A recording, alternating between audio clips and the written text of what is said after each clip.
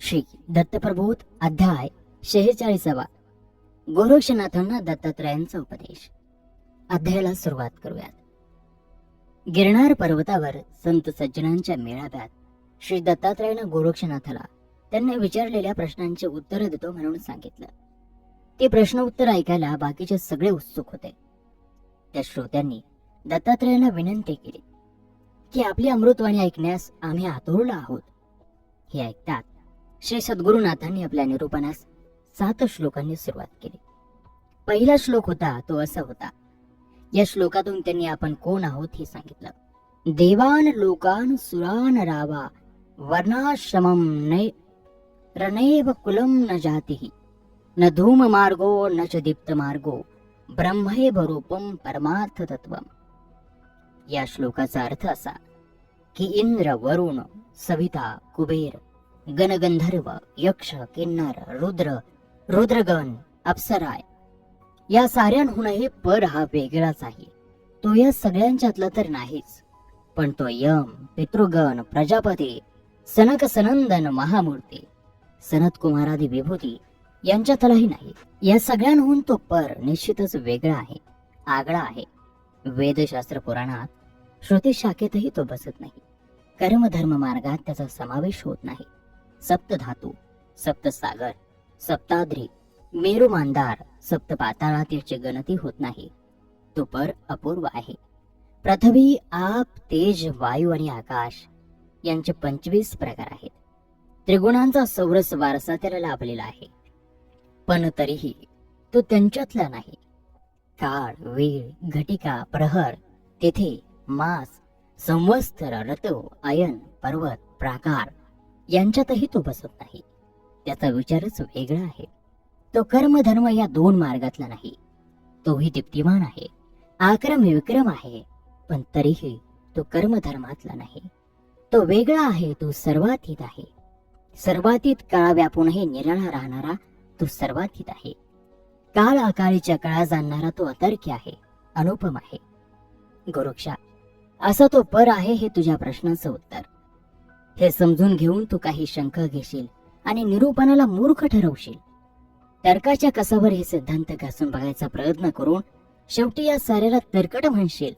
पण एकच लक्षात ठेव की असं काही म्हणताना प्रत्येक शब्द जपून वापर आणि एकही शब्द अनाठाई जाऊ देऊ नकोस. लक्षपूर्वक ऐक मी काय सांगतो ते. मूर्खो हि नाहम न च पंडितोहम मौनम च वार्ता न च मे कदाचित वितर्क तर्कम च कथम वदामि सरोपनिर्माण मनामयोहम. अर्थात लहान मूल, अभ्रक हे मूढ अज्ञानी असतं, अविचारी असतं. ते अबलक्षणी आहे असं या गुणांमुळे म्हणतात. हे जे गुण आहेत ते परिस्थितीनं गुणही ठरवतात आणि दोषही ठरवतात, पण ते प्रत्यक्षात याहूनही भिन्न असतात. काहींच्या अंगात ते असतात पण ते दाखवत नाहीत. कुणाला हे कसलं पिसा आहे हे कळत नाही. भ्रम होतो. काय चांगलं, कोणतं कसं चांगलं हे जाणता येत नाही. विचक्षण भाव मनात ठेवून पांडित्य वैभव मिरवता येत नाही आणि म्हणूनच त्या माणसाला जाणीवेचं महत्व नसतं. त्या कोणाला ज्ञानी म्हणावं, कोणाला अज्ञानी ठरवावं हे समजू शकत नाही. तो दोन्हींनाही समान लेखतो. तोच खरा मूर्ख समज. इथंच मूर्खत्वाचा योग सुरू होतो. या मूर्खपणातच माईक पदार्थाचा लोभ जडतो. लोभाशी, मोहाशी, मायेशी मनात इंद्रिय रत होतात. स्वात्महिताचा विचारच कुठे येत नाही. नाशिवंत भोगमार्गाचा पंथ स्वीकारला जातो.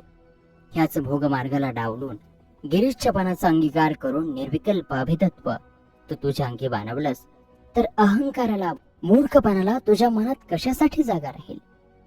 विवेकानं तू तुझ्या सद्गुणांना जोपासलंस. आत्मानात्म विचारांनी वागून विवेकपणानं अहंकाराला डावललंस. तोही तोच पर इतराहून आगळा वेगळा असणारा की होशील? हे एवढं सांगितल्यावरही तुला जर माझी माता कोण, पिता कोण असा प्रश्न पडला असेल तर त्याचंही उत्तर देतो. न मे च माता न पिता न बंधुर न मे च पत्नी न च पुत्र मित्रम न पक्षपातो न विपक्षयातः कथम सुसंपत्सु न कामकामी. अर्थात माझ्या इच्छेसाठी दृश्य कौतुक व्हावं. दृश्य कौतुक म्हणून मी अखिल निरुपाधिक ब्रह्माची निर्मिती केली. त्या ब्रह्माची वाखाणणी करण्यासाठी वेद भाट झाले. त्यातून श्रुती निघाल्या, विशेष गुण वाखाणू लागल्या. त्या श्रुतींचा पार लागेना. अन्य लोकांना विश्रांती देण्यासाठी मी प्रत्यक्ष अवतार घेतला. त्या मला माता नाही, पिता नाही, बंधू नाही, बहीण नाही, चुलता नाही, कोणी नाही. मला पत्नीही नाही. त्यामुळे पुत्रकन्या असण्याचा तर प्रश्नच नाही. मी मायातीत निरंजन आहे, गुणातीत निर्गुण आहे. नामरूपानं भिन्न असलो तरी मी अभिन्न आहे. शून्यातीत निशून्य आहे. या निशून्याचंच शून्य झालं. शून्य शून्यात व्यायलं, स्वतेजानं प्रकाशलं आणि त्याच्याच ओठानं हुंकारलं. अहम ब्रह्मास्मी. त्यालाच लोक चैतन्य म्हणू लागले. त्या चैतन्याला अनेक होण्याची इच्छा झाली. महातत्वात म्हणून माया उत्पन्न झाली. प्रणव रूपात ती प्रगटली आणि द्विविधा झाली. पुरुष प्रकृतीच्या रूपात साकार झाली. उभय रंगी प्रेतीत रंगली. ब्रह्मत्वाला विसरली. त्यामुळं तिला जीवांच्या रूपानं अवतरावं लागलं आणि तो जीव त्रिगुणात्मक रूपात प्रकट झाला. जेव्हा जीवाला अहम ब्रह्मास्मीचा विसर पडतो तेव्हाच त्याला गोरक्षा तुझ्यासारखाच मितूपणाचा उभा दावा करावासा वाटतो. अभेद पटत नाही. निष्काम कर्मयोग जमत नाही. संयमी जितेंद्रिय बनता येत नाही. जितेंद्रिय म्हणजे काय, कसं व्हायचं ते मी तुला सांगतो. ऐक. जितेंद्रियोहम जितेंद्रियोहम न संयमे नापेच मोहम जातम तुया मया तत्रम कथम वदामि स्वरूप निर्वाण मनामयोहम. अर्थात गोरक्षा तू सुलक्षणी आहेस. मी तुला इंद्रिय दमन सांगितलं, पण इंद्रियाहून वेगळे असलेल्या मला त्या दमन म्हणजे काय हे मात्र माहीत नाही. पण नुसती बाह्य इंद्रिय कोंडून इंद्रिय दमन होत नाही. ती इंद्रिय कोंडलेली असली तरी मन मात्र वासना घेऊन मोकाट दारोदार हिंडतच राहतं आणि अनर्थ घडतात. मन वासनारहित करणं हाच एकमेव उपाय. इंद्रिय कह्या ठेवण्याचा सोपा उपाय आहे. हे लक्षात आलं म्हणजे व्यथा निर्माण होत नाहीत. कामना ठेवल्या नाहीत, निष्काम राहिलं, विषयातीत मन राखलं म्हणजेच जितेंद्रिय होण्याचं वर्म आपल्याला कळलं असं होईल. हे वर्म लक्षात घेऊनच हे गोरक्षा तो वाघ यमनियम पाळ. कारण हे यमनियम म्हणजेच मी, जे अखंड अभेद्य आणि अलक्ष आहे ते लक्षात आणून जगणं हा सर्वश्रेष्ठ योग आहे. या सर्वश्रेष्ठ योगाचाच मोह असावा. तो समूहात पाहावा, भावार्थानं प्रगट करावा. सांसारिक मोह अत्यंत घातक, दारुण. तो जीवाला अनेक दुःख देतो. पण जो मोहातीत अखंड निसंगी असतो तो सर्व ब्रह्म पाहतो. त्याच्या ठाई मी तूपणाची बोळवण केलेली असते. अद्वय रूपाकडे तो वाटचाल करत असतो. जिथं द्वैताची वार्ता असते तिथंच मी तूपण असतं. भेद असतो, पण ज्याच्या मनात भेद नसतो तिथं द्वैताला कुठून जागा असणार. त्यावरती गोरक्षनाथांनी प्रश्न केला.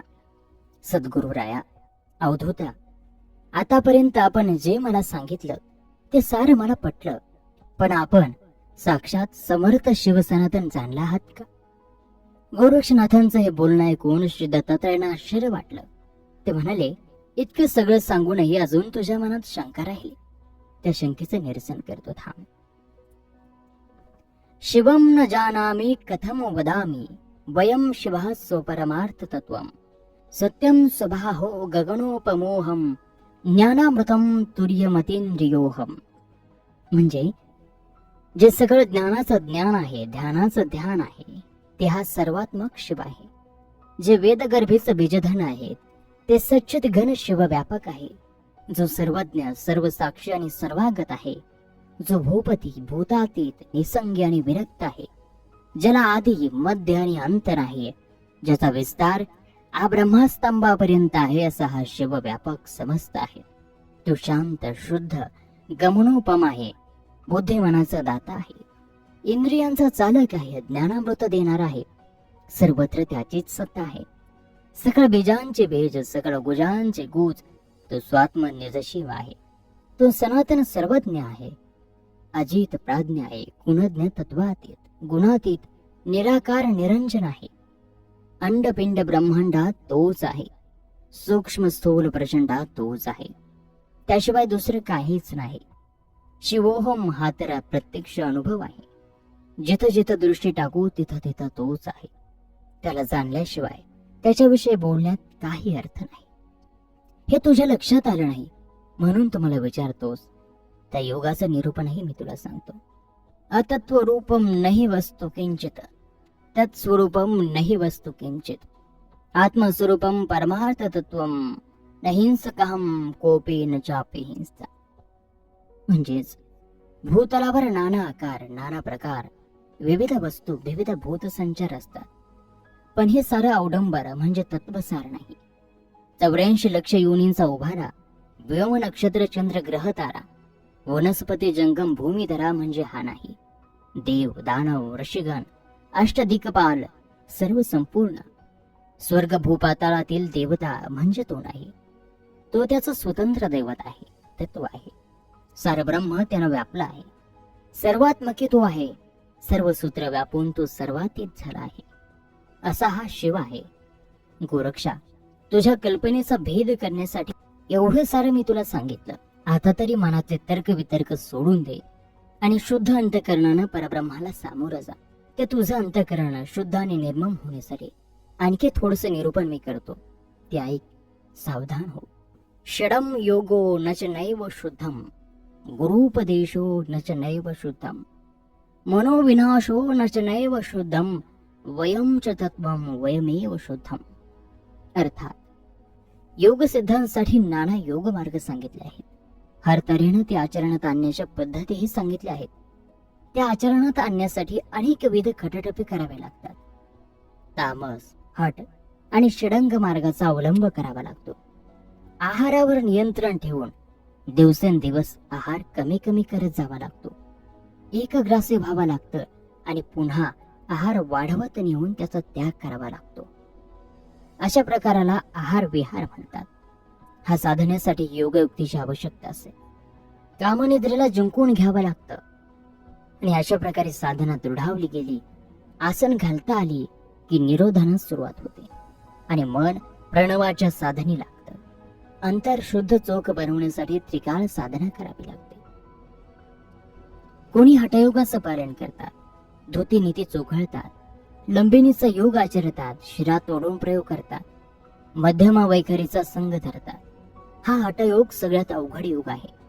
हे योग साधना साधताच वायू साधता येतो, मन स्थिरावतं, कामलहरी नष्ट करता येतात, इंद्रिय व्यापारात क्षीणता येतं. या तऱ्हेनं आचरण केल्यास, अभ्यास ठेवल्यास षडंगही आचरता येतो. षडंगात औट हाताची मांडणी असते, उपाव वायूची कोंडणी केलेली असते. कुंडलीने जागृत केलेली असून कुंभक रहाटक मणिमार्गात शिरतात आणि सिद्धीच्या वाटा खुल्या होतात. सिद्धीचं नटनाट्य सुरू होतं आणि या सिद्धीमुळेच विविध प्रकारचे चमत्कार करून दाखवून जगात कीर्ती संपादन करता येते. पाण्यावरून चालता येतं, काट्यांवर लोळून दाखवता येतं, अग्नीवरून सुद्धा चालता येतं, नाना रूप धारण करता येतात. सिद्धीमुळे यंत्र, तंत्र आणि मंत्र हे आपोआप अवगत होतात. जगात नावलौकिक कीर्ती या योगाना पार मिळते. गोरक्षा, तुझ्यासारखे योगी या कीर्ती डोहातच बुडून राहतात. आमच्यासारख्याने हा योग्याला बुडवणारा डोह केव्हाच पार केलेला असतो. कारण कीर्तीच्या लोभानं, हव्यासानं मन अभिमानी होतं, अहंकारी बनतं. मी कोणीतरी फार मोठा, मी म्हणजे सारं काही असं वाटू लागतं. मी तूपणाची तेढ वाढते, द्वैत वाढीला लागतं. गोरक्षा, तुझीही नेमकी हीच अवस्था झाली आहे. तुझ्यातला योगसिद्धीचा काम वाढीला लागला आहे. मग तुला निष्काम कसं म्हणता येईल? तुला तुझ्या सिद्धी ऐश्वर्याचा मद आला. क्रोध मदानं तू अविवेकी बनलास. तुझ्या सिद्धी क्रमात व्यत्यय येताच क्रोधांध होऊन तू त्रिशूळ धारण केलंस. मत्सरानं पेटून उठलास. मर्यादा सोडून अद्वैतत्व बोललास आणि निर्वाच्य वाग्वाद केलास. तेव्हा तुझ्या गुरुनं नाना परीनं तुला समजवण्याचा प्रयत्न केला, पण तू ऐकलं नाहीस. माझ्याशी जिद्दीनं तू झुंजलास. त्यात तुला काय मिळालं? षडरिपून संपूर्ण निर्दालन झालेलं नसलं म्हणजे काय होतं हे तुझ्यावरून तू अनुभवलंस आणि म्हणून तुझ्या षडंग साधनेचा काहीही उपयोग झाला नाही. पण तेच षडरिपू पूर्ण काबू ठेवून षडंग साधना केली असतीस तर समाधी प्राप्त झाली असती. पण तुझा अहंभाव तुझ्या प्रगतीला मारक ठरला. एकेकाळी तू मच्छिंद्रनाथांचं पट्टशिष्य होतास. तुला कस लावून पारखून त्यांनी आपला शिष्य बनवला. तन मन अर्पवून तू तेव्हा गुरुठाई लीन झाला होतास, निर्मम पडला होतास. गुरुठाई एकलेच झाला होतास. गुरु प्रेमापोटी तू तुझे दोन्ही तेजस्वी डोळे सुद्धा काढून दिले होतेस. तो तुझा निरासक्त निर्मळ भाव सचिशाला शोभेल असाच होता. असा तो गुणी योगियांचा योगी अभिमानानं केवळ वाया गेलास. तुझ्यातल्या साऱ्या सद्गुणांची त्या अहंकारानं मात्य केली. सिद्धीबळानं तुझं मन फुगलं आणि तुझ्या आत्मिक लाभाची हानी सुरू झाली. गोरक्षा म्हणून म्हणतो, सकळ इंद्रियांचं अधिष्ठान असलेलं मन हे सांभाळायला पाहिजे. स्फटिकासारखं निर्मळ राहिलं पाहिजे. सन्मार्गी ठेवलं पाहिजे. शुद्ध राखलं पाहिजे. हे मन तापसाच्या काबूत आलं की तो योग साधनेनं समाधीप्रत जाऊन पोचतो. द्वैत लक्षणाचा निराश करू शकतो. श्री दत्तात्रयांचं हे निरूपण ऐकण्यात सारा शत्रुवंद अगदी दंग झाला होता. देहभान विसरला होता. गोरक्षाही टक लावून श्री दत्तात्रयांकडे पाहत होते. त्यांचं मन खजील झालं होतं, थिजलं होतं. श्री दत्तात्रयांची अमृत बोल ऐकून तृप्त झालं होतं. मच्छिंद्रनाथांनाही गैरवरून गेलं होतं. त्यांना राहावलं नाही आणि म्हणून त्यांनी धावत जाऊन दत्तात्रयाला आलिंगन दिलं. साष्टांग प्रणिपात घातला. ती अविनाश मूर्ती कुठं ठेवू आणि कुठं नाही असं त्यांना झालं. गोरक्ष मात्र नुसतं पाहत राहिले. पुढे येऊन त्यांनी श्री दत्तात्रयांना चुकूनही नमस्कार केला नाही. हे पाहून मच्छिंद्रनाथ म्हणाले, गोरक्षा, आता तरी अभिमान सोडून या अवधूताच्या पायी ये. स्वतःच मन निर्विकल्प करून अनन्य भावना शरण ये. अडटळ करू नको, हे हिताचं होणार नाही. मच्छिंद्रनाथांचं हे बोलणं ऐकूनही गोरक्ष जागची हल्ले नाहीत. ते तसेच उभे राहिले. त्यांचं हे वागणं श्री दत्तात्रयाने ओळखलं. गोरक्षालाही श्री दत्तात्रयांनी काहीतरी चमत्कार करून दाखवायला हवा होता. तो चमत्कार कोणता ते आता आपण पुढल्या अध्यायामध्ये पाहूयात. तर पुढील अध्यायामध्ये दत्तात्रय कोणता खेळ खेळतात, कोणता चमत्कार करून दाखवतात, हे सुरस कथा पाहायला ऐकायला विसरू नका. आपल्या